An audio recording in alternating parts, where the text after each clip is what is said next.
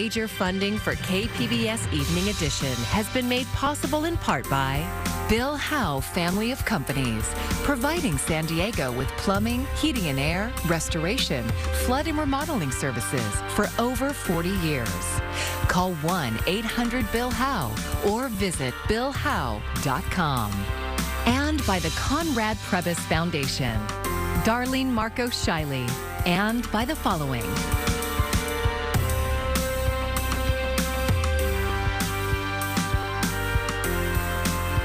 And by viewers like you. Thank you.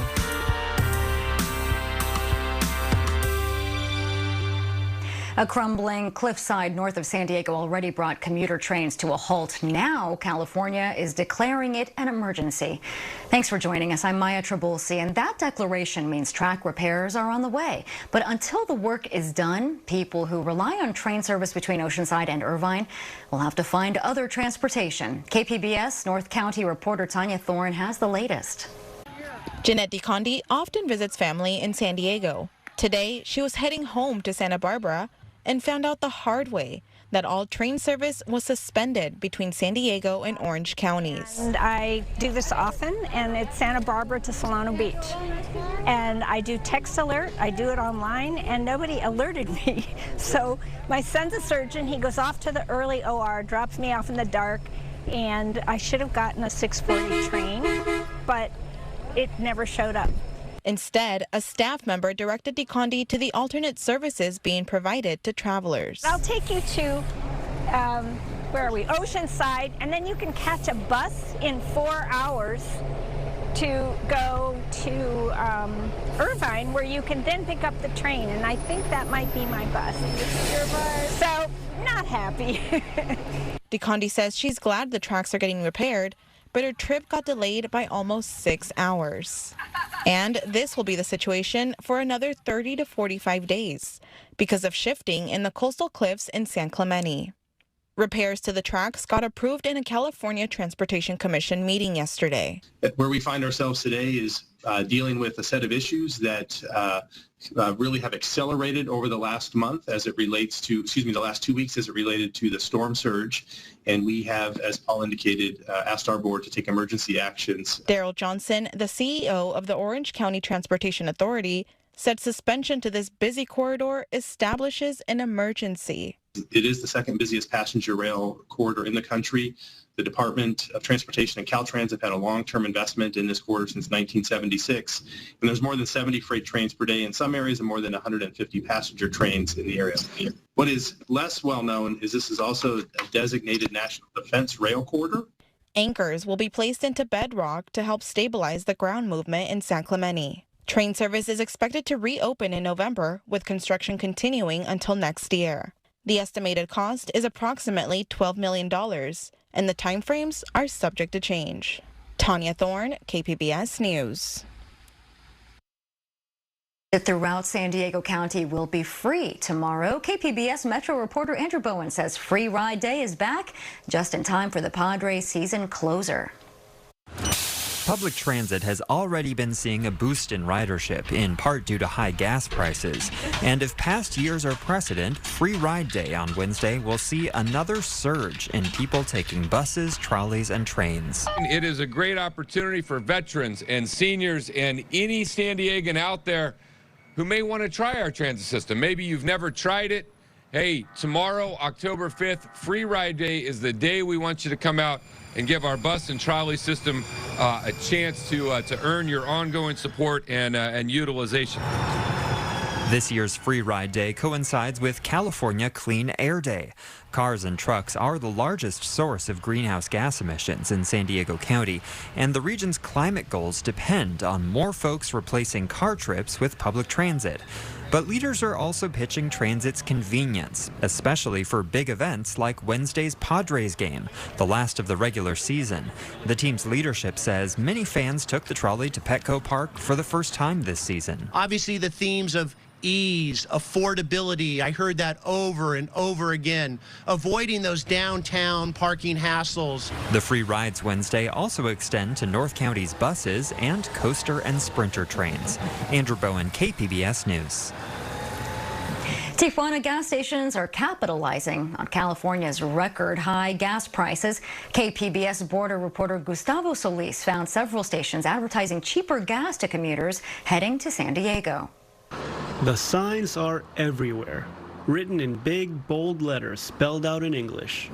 Last chance to save on gas. That's how Tijuana gas stations near the border are marketing themselves to northbound travelers. A woman named Mercedes, who lives in Mexico and works in San Diego, started filling up her Honda SUV in Tijuana 6 weeks ago. Are you saving a lot of money? Yes, I do. Mercedes says that she's already saved around $50 since buying gas in Tijuana. This Chevron gas station near the Century Lane is selling gas for 22 pesos per liter, which, after converting liters to gallons and pesos to dollars, comes out to $4.46 per gallon. That's almost $2 cheaper than California's current average of $6.42.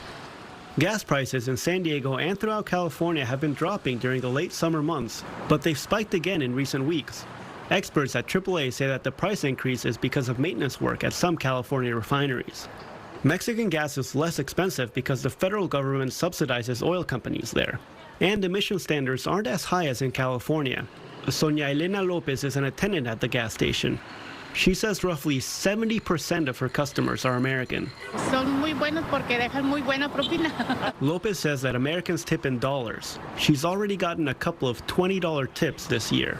Gustavo Solis, KPBS News. It's been nearly 2 years since San Diegans approved the creation of a commission on police practices. Now it's finally becoming reality. KPBS reporter John Carroll says it's happening over the strenuous objections of the San Diego Police Union. San Diego voters overwhelmingly approved Measure B in November of 2020. It dissolved the Police Review Board and mandated the creation of a commission on police practices. Unlike the Review Board, the commission has teeth, including subpoena power. The composition of the commission has been the sticking point. The city has been negotiating with the San Diego Police Officers Association for months, but in August, they declared an impasse. On Monday, the issue came before the City Council. I want to thank the city for standing strong. Andrea St. Julian is the co-chair of San Diegans for Justice. She was the principal author of the text that became Measure B. There is nothing about me or my background that makes me anti-police. In fact, much to the contrary, Measure B was about helping everyone be safe, including police officers. That is not how the SDPOA sees things. Officers hold zero trust in the CPP as it currently stands. Jared Wilson is the president of the Police Officers Association. While great steps have been taken to ensure there is no pro-law enforcement bias, there have been significant efforts to ensure that there is an anti-law enforcement bias. The SDPOA opposes the exclusion of family members or any cohabitants of San Diego police officers from the commission, and they oppose allowing those convicted of felonies, including attacks on law enforcement, to serve on the commission as long as they've done their time. The SDPOA offered a compromise. They dropped their opposition to convicted felons serving as long as family members could serve, but the city rejected that. No one spoke in opposition to the composition of the commission except for the SDPOA. I think it is a good balance. I really do. I think that the commissioners will be upright. The commissioners will be thoughtful. The City Council will meet one more time to approve permanent operating procedures. Then the San Diego Commission on Police Practices will finally begin its work 2 years after the voters approved it. John Carroll, KPBS News. You might start seeing fewer tents in downtown San Diego, at least during the day. San Diego police are now asking those camping on sidewalks to take down their tents during daylight hours.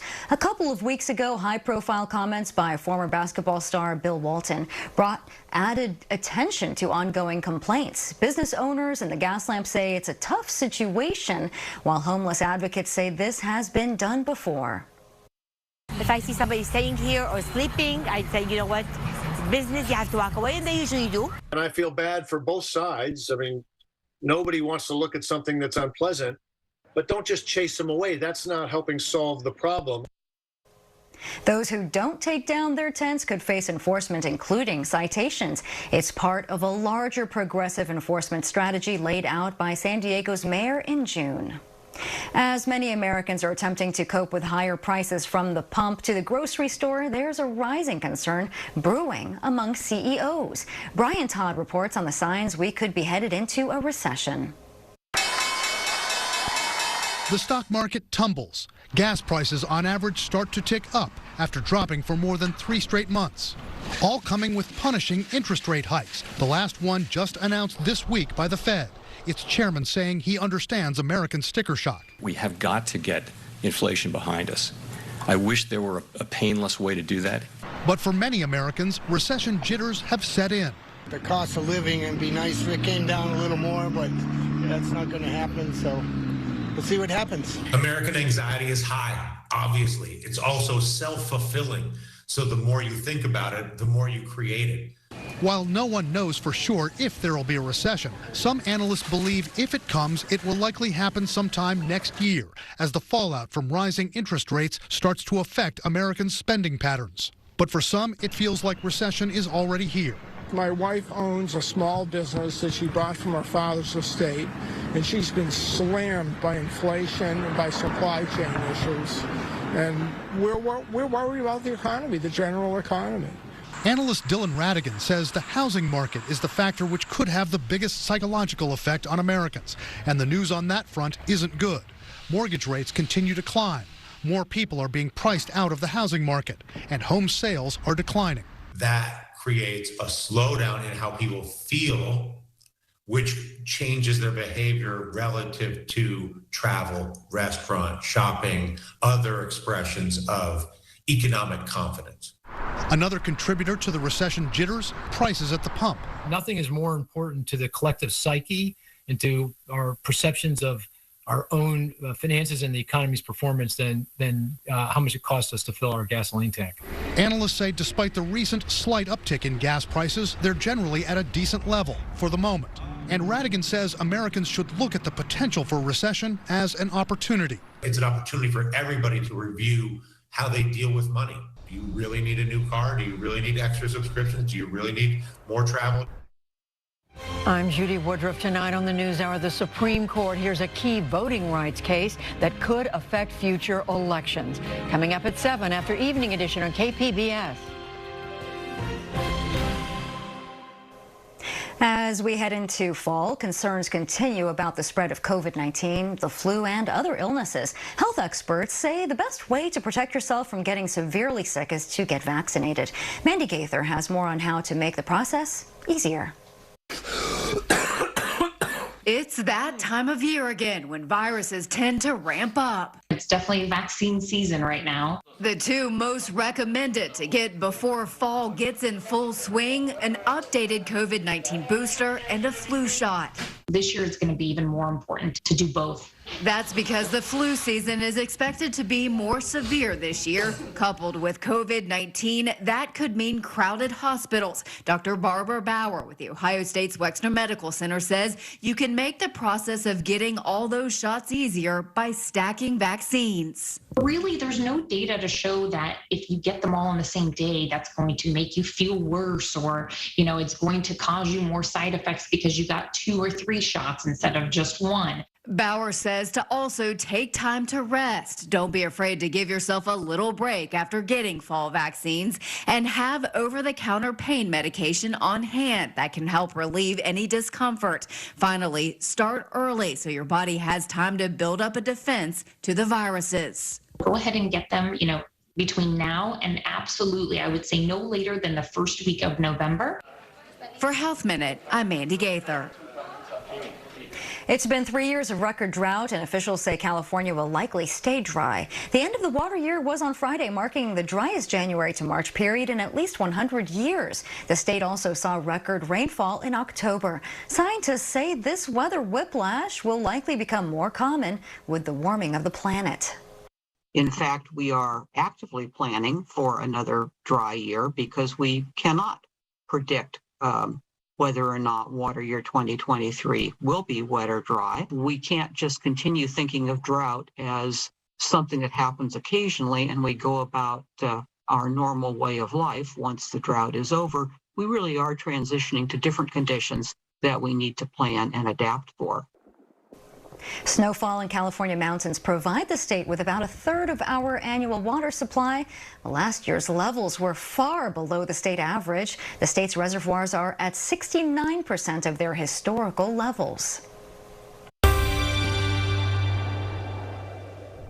Well, the warmth will continue. In fact, for some locations, we'll experience even warmer air later on this week. And at that point, we'll also notice the marine layer becomes a little bit less established and active.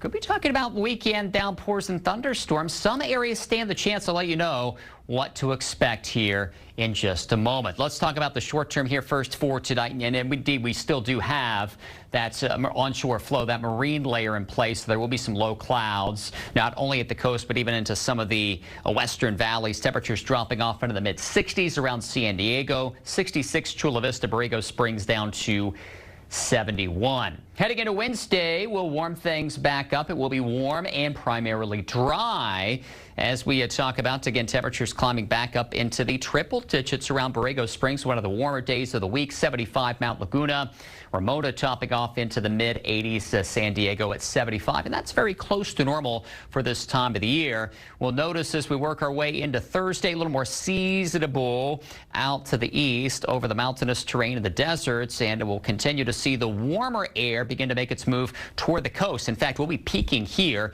as we head toward late week and the weekend with lots of sunshine on the way. And we'll also notice, again, less in the way of low cloudiness later on this week and this weekend. That can also be said for some of the inland locations away from the coast. Again, some of the inland valleys here, the western valleys, we'll see our temperatures peak late week.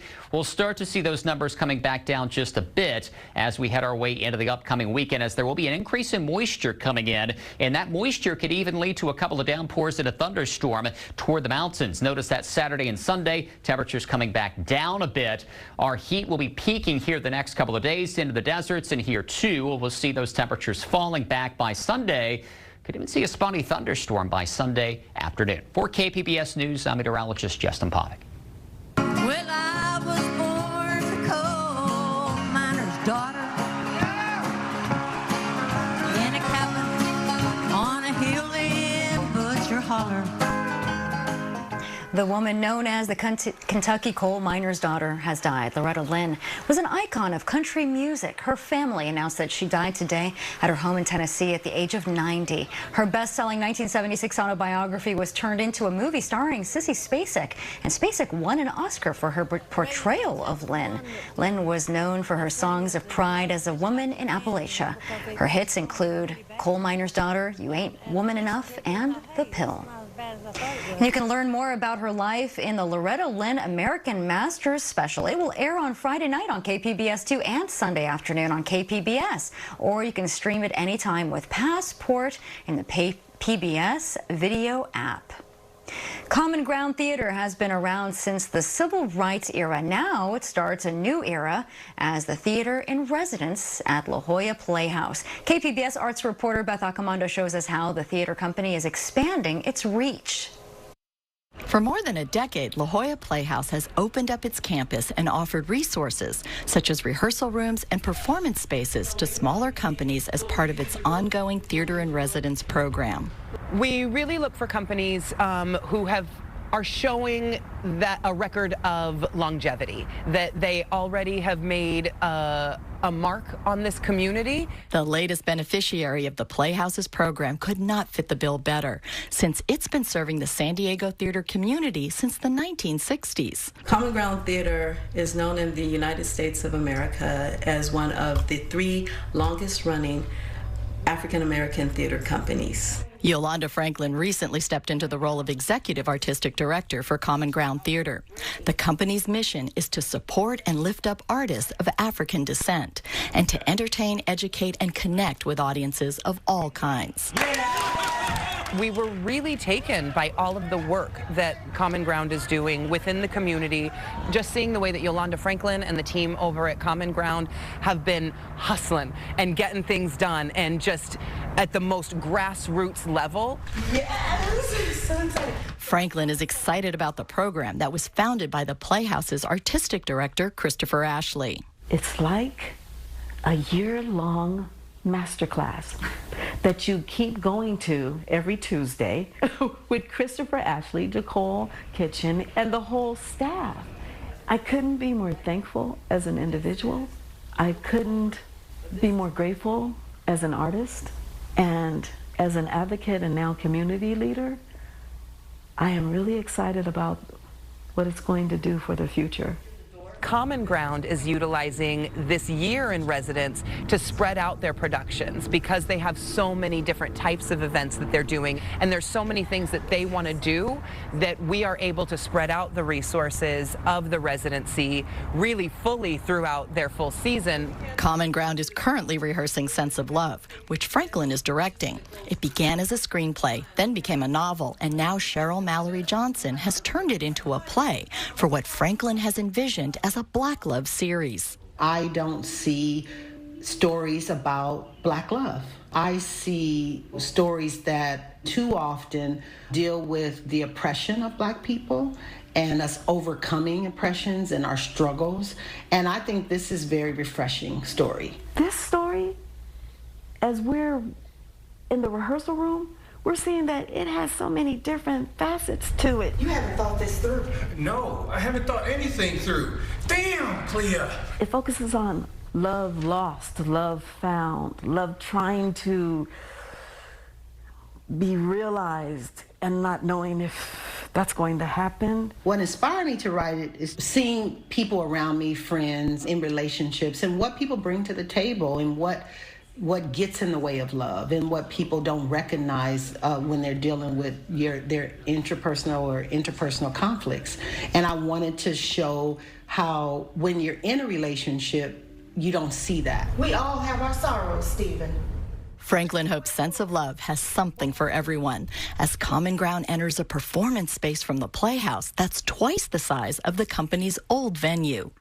We're ready for it. It's exciting. It's like, you know, it's stretching and it's challenging. Common Ground has been meeting challenges for decades, but now it has an opportunity to stretch beyond its core community to reach a wider audience.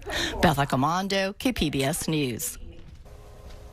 The iconic Hollywood sign is getting a fresh makeover. Workers are using nearly 250 gallons of white paint and primer to brighten up the 45-foot-tall sign. The renovation effort will take up to 8 weeks, and while the sign is repainted every 10 years, this makeover marks a special occasion. It's 100th year anniversary in 2023. When people look at that Hollywood sign, I mean, it's so powerful that they want to touch it. Right? Because that's the feeling that they get from that Hollywood sign and all the history, that 100 years of history. So when it was built in 1923, the sign originally read Hollywood Land to promote a land development. But after decades of neglect, it was replaced in 1978 with the Hollywood sign that we know today. A new field of dreams is now open in the San Diego neighborhood of Stockton, just south of Highway 94 east of downtown. KPBS education reporter MG Perez shows us the kickoff to a true community collaboration. 2, 1, start! It's official. Soccer has a new home and a new future in this neighborhood surrounding King Chavez Primary Academy. These students are playing the game they love on a new synthetic turf field with an asphalt track and nearby basketball courts and a modern playground. Thank you to all the people that worked together to build our new playground.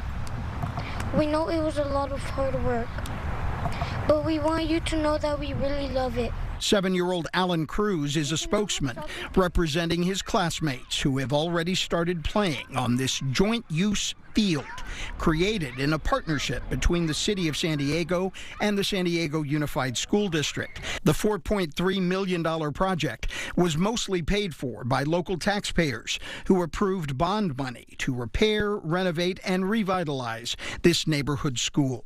When we go and we ask taxpayers, are you willing to make some sacrifice in order that our young people can grow up with facilities like this?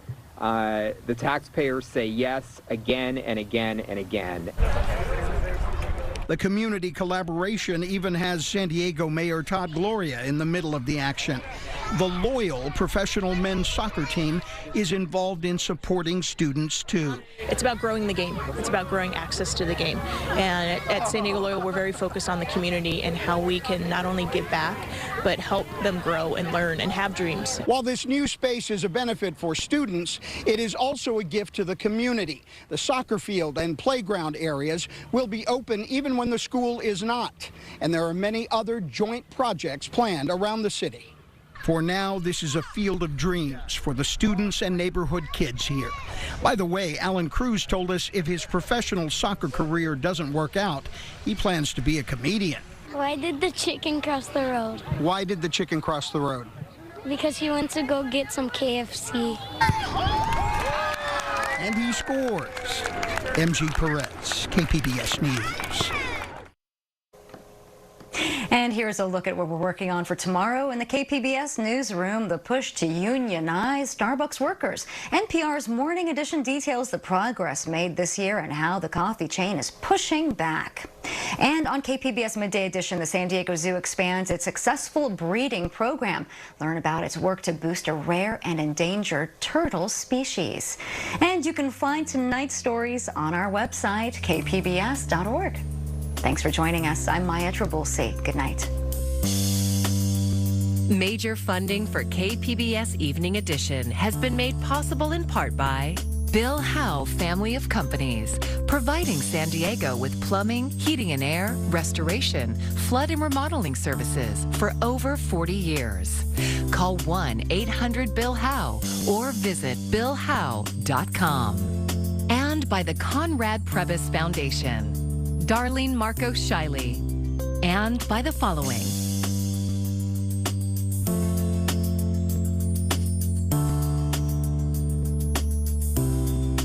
And by viewers like you. Thank you.